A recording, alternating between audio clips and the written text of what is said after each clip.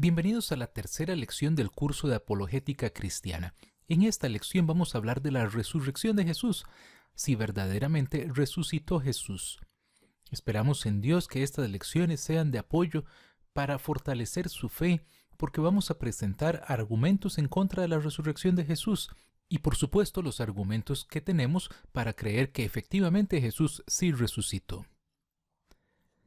Gente como Michael Vigent ha escrito libros como este, que le llamó los Jesus Papers, en los cuales él considera que la resurrección de Jesús ha sido una de las mayores estafas que han existido a lo largo de la historia.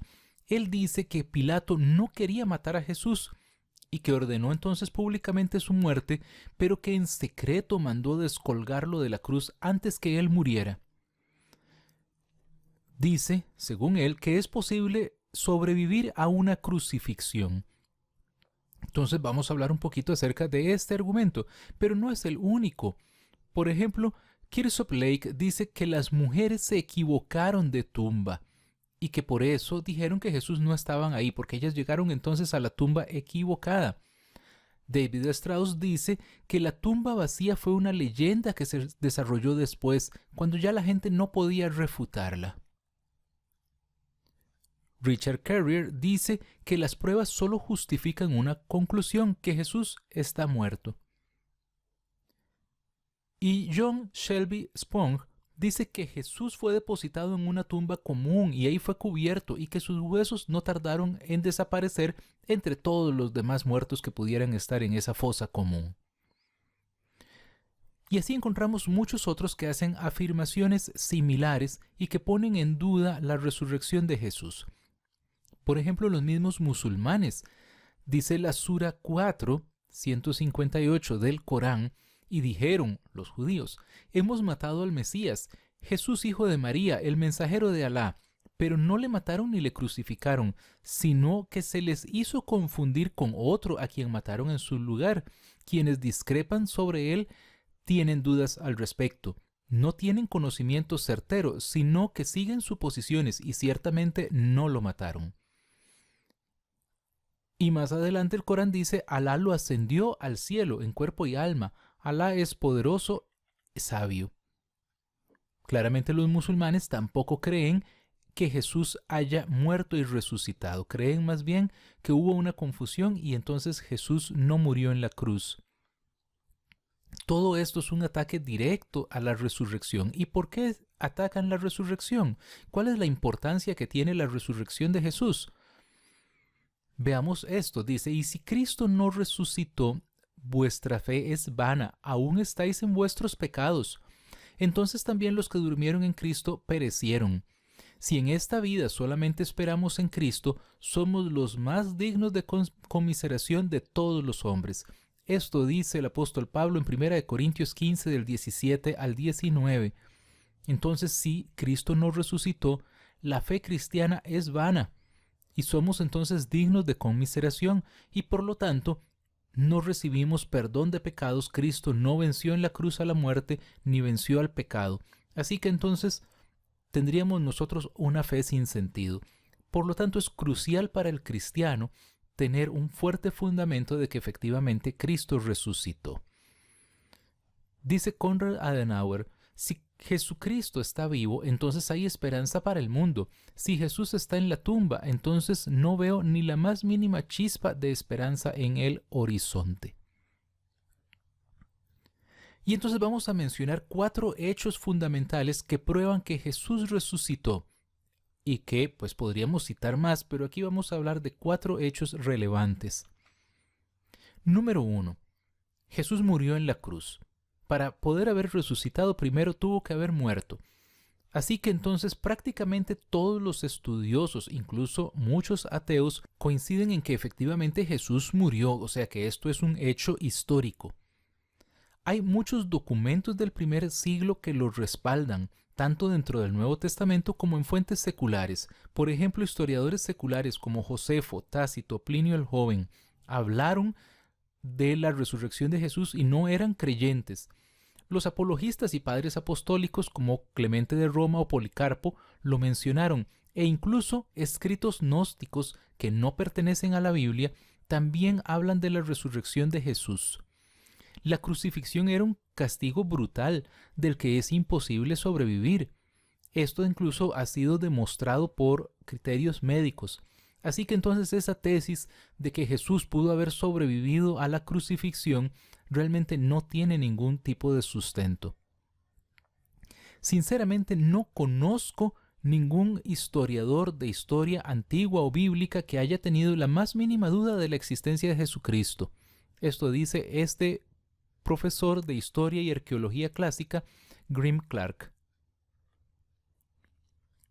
H.G. Wells, escritor, novelista, historiador y filósofo británico, nos dice: yo soy un historiador, yo no soy creyente, pero debo confesar que como un historiador, que este predicador pobre de Nazaret es irrevocablemente el centro de la historia. Jesucristo es sin duda la figura más dominante en la historia.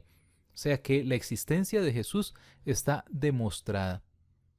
Ahora bien, hablemos de la confiabilidad de los relatos. Existen relatos muy antiguos, muy cercanos a la ejecución de Jesús, que descartan que la resurrección haya sido una leyenda. Los evangelios y otros escritos se escribieron en un periodo muy cercano a los hechos y se divulgaron en el mismo lugar que ocurrieron los hechos. Por ejemplo, el credo de 1 Corintios 15 está en un rango de 1 a 6 años después de la resurrección de Jesús. Así que entonces no hay tiempo suficiente para que se haya introducido una leyenda. Los testigos estaban vivos todavía y pudieron haber corregido estas enseñanzas. Estos escritos se refieren a muchas personas específicas que fueron testigos oculares y que todavía vivían. Entonces, cuando en la Biblia dice que más de 500 personas lo vieron resucitado, dice también que muchas de esas personas estaban vivos todavía. Por ejemplo, Pablo y Jacobo, que originalmente eran escépticos y luego creyeron.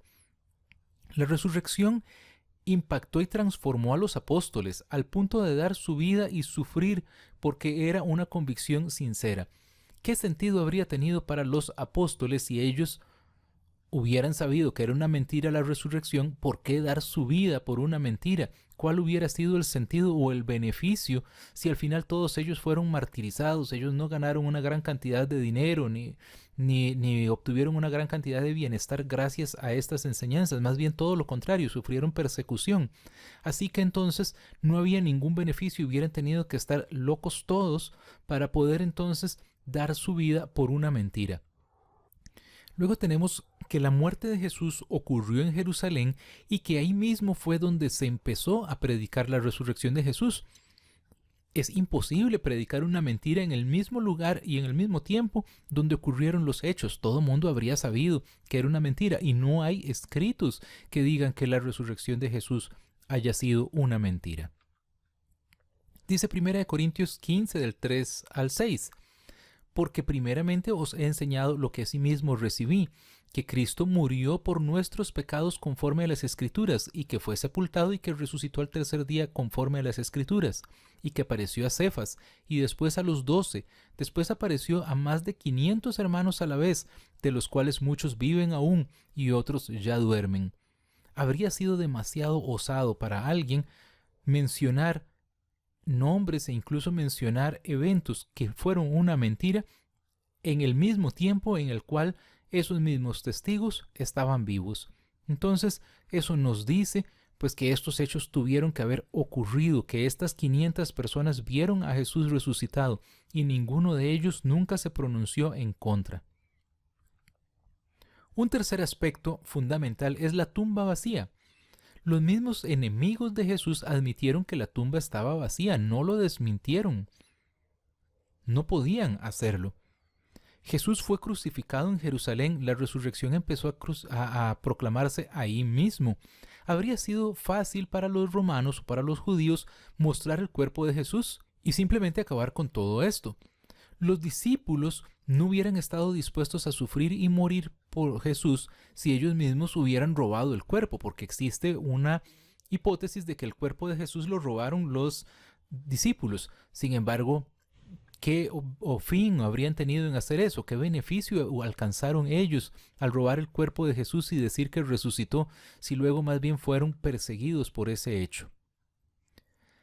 Dice, todos los principales líderes religiosos están muertos y enterrados, excepto Jesucristo. Dice esta otra imagen, seriamente, ¿por qué mentirían los apóstoles? Los mentirosos siempre mienten por razones egoístas. Si mintieron, ¿cuál fue el motivo? ¿Qué salió de ello? Lo que salió fueron malentendidos, rechazos, persecuciones, torturas y martirios, al final la muerte. Escasamente una lista de ventajas. Los escépticos se quejan de que no tenemos evidencia textual de la resurrección de Jesús en fuentes no cristianas. ¿Pero qué esperaban? Las personas que se convencieron de la resurrección de Jesús se hicieron cristianas. ¿De qué otra gente deberíamos esperar tales testimonios? Y es cierto, los que creyeron en la resurrección de Jesús porque lo vieron, pues se hicieron creyentes. Así que entonces son los únicos que nos pueden dar esa evidencia testimonial. Luego tenemos un cuarto aspecto, y es que hubo muchos testigos. Jesús se apareció vivo a unas 12 veces a más de 500 personas en forma individual y en grupo. Y aquí están una lista de citas bíblicas en las que usted puede ver la lista de personas que vieron a Jesús. Esto no podían ser alucinaciones, no existen alucinaciones colectivas. O sea, si yo estoy alucinando una cosa y veo de pronto a alguien resucitar, otra persona que esté alucinando también verá algo diferente, lo que está en su mente. Así que entonces no hay ningún tipo de alucinación colectiva. Algunos de estos testigos fueron enemigos o escépticos, como fue Pablo o Jacobo. Así que entonces, más bien, esperaban lo contrario, esperaban ver pues que Jesús estuviera muerto. Dice Charles Colson, sé que la resurrección es un hecho, y Watergate me lo demostró. ¿Cómo? Debido a que 12 hombres testificaron que habían visto a Jesús resucitar de la muerte. Entonces proclamaron esa verdad por 40 años. Nunca la negaron. Todos fueron golpeados, torturados, apedreados y encarcelados. No habrían soportado eso si no fuera cierto. Watergate envolvió a 12 de los hombres más poderosos del mundo y no pudieron mantener una mentira durante 3 semanas. ¿Me estás diciendo que 12 apóstoles podrían guardar una mentira durante 40 años? Absolutamente imposible. Antes de que se escribiera el Nuevo Testamento ya había cristianos, así que el cristianismo no depende de la precisión histórica de los evangelios, sino de la resurrección de Jesús.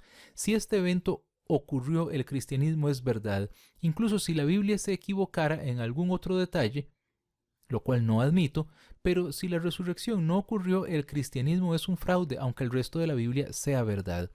Y creemos por estos 4 argumentos que estamos dando que efectivamente Jesús resucitó. Así es que entonces sabemos que Jesús murió en la cruz, que los relatos son confiables, que la tumba está vacía y hubo muchos testigos de todo esto. Por lo tanto, creemos que la resurrección es un hecho comprobado. Hay pruebas significativas de que Jesús resucitó de la muerte y que su resurrección constituyó la firma de Dios en su vida y su enseñanza. Eso nos dice este profesor de filosofía en Oxford. Por lo tanto, tenemos certeza de la resurrección de Jesús. Jesús está vivo, lo cual muestra el poder de Dios, nos da esperanza en una resurrección futura a nosotros. Sabemos que Jesús venció a la muerte y por lo tanto nosotros también podremos resucitar en el futuro. Nos habla de la veracidad de las Escrituras. Nos dice que Jesús es efectivamente el Hijo de Dios, lo cual entonces nos llena a nosotros de esperanza y de gozo.